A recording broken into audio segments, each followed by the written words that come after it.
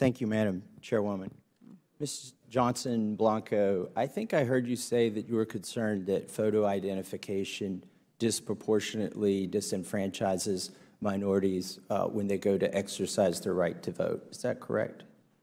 Yeah, what I stated is that in our Texas photo ID litigation, it showed, and the court found, that the photo ID law in Texas disproportionately discriminated against minority voters.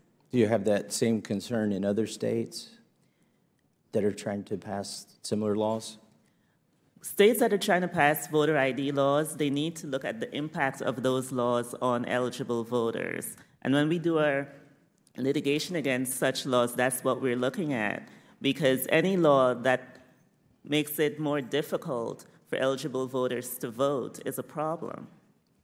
So some states have a photo ID requirement to exercise your right to keep and bear arms, and some states do not have a photo ID requirement to keep and bear arms.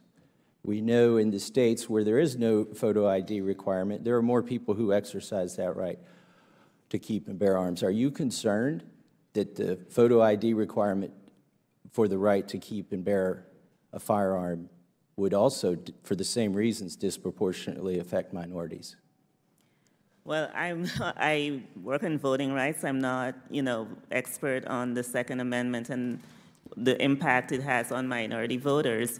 What I'm concerned about is that photo ID laws that keep people from being able to vote. In our Texas photo ID litigation, we had someone who said I had to choose between my kitchen and voting because she couldn't pay for the ID, the underlying document needed to get her ID. That's what I'm concerned about.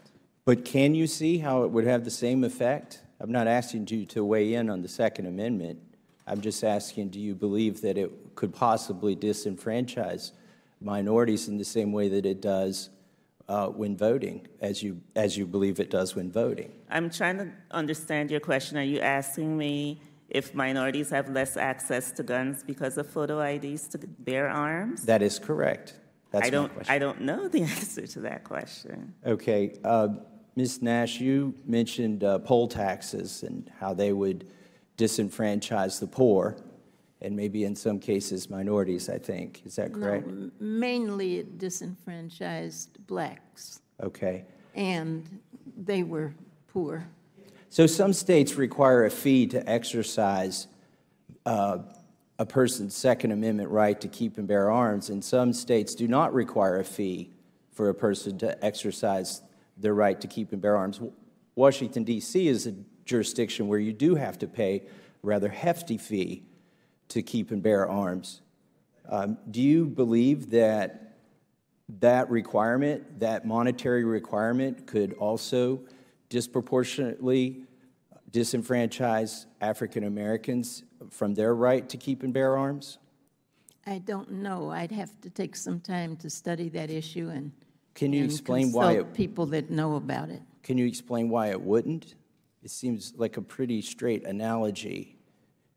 No, I really prefer to take time to think about things. I could give you a spur-of-the-moment answer. I'm not sure what that would be, but okay. I think that would be irresponsible of me.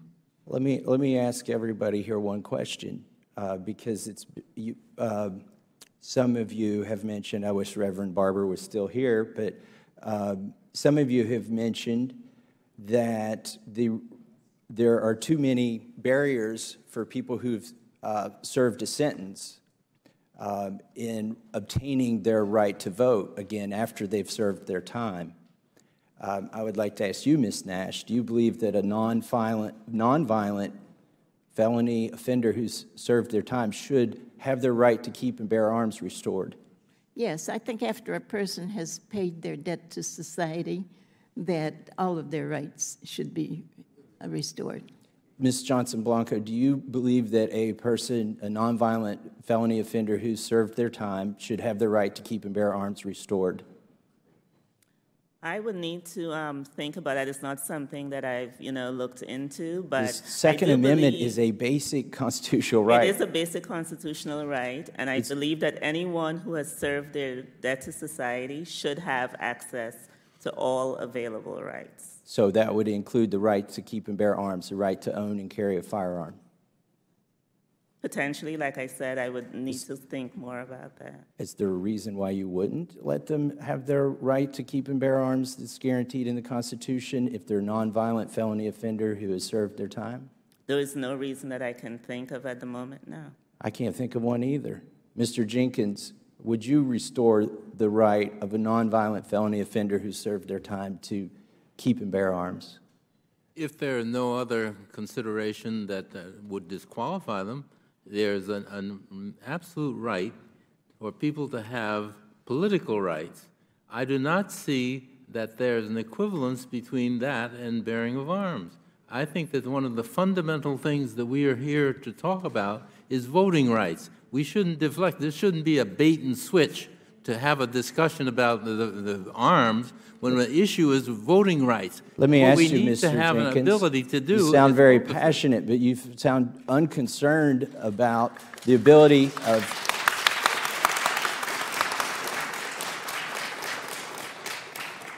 you sound unconcerned about these laws that it seems to me that you all would agree disproportionately disenfranchise minorities from exercising a basic constitutional right. And I just, wrapping up, I know my time has expired. I want to say that I'm glad it looks like we have unanimous agreement here, or at least nobody here at least asserts that somebody should be deprived of a constitutional right, such as the right to keep and bear arms, if after they have served their sentence. If they Let the record show that nobody has died because of their being deprived of a ability to bear guns. What we can have is a record. Mr. Jenkins, that's absolutely false. I can give you No, multiple it's not examples. False. It is I had not a false. staffer who worked for me whose husband was shot in front of her in The a gentleman's gun-free time zone. has expired. The Madam witness may Chairwoman, answer. may I finish because you indulged the other members? Okay, all right, finish. Okay. What you're saying, Mr. Jenkins, is absolutely incorrect. I had a staffer, Nikki Gosser, who worked for me. She watched her husband be gunned down in front of her in a gun-free zone because her firearm, she followed the law and left her firearm in the vehicle. So do not tell me and do not tell her that nobody has ever died because they were deprived of their right to keep and bear arms. Let me tell you this, that the whole business of being able to vote is not intermeshed with the business of bearing arms. You're taking the time that we're trying to deal with a constitutional right to be a citizen and turning it into something else. To use another forum, we don't have many opportunities to get a right to vote. We don't have an opportunity to talk about the whole business of the way in which the Constitution has been distorted. And don't take us off on some rabbit trail of the talking Constitution about is not a rabbit trail. And it looks somewhat disingenuous when you are now trying to pick and choose which constitutional rights that somebody should have. I'm trying to pick and choose the subject matter of this hearing. Do you understand that this is my time, and I am concerned about this issue for minorities because we know it to be true. Everything You're filibustering on the question that is The gentleman's time has I expired. yield back.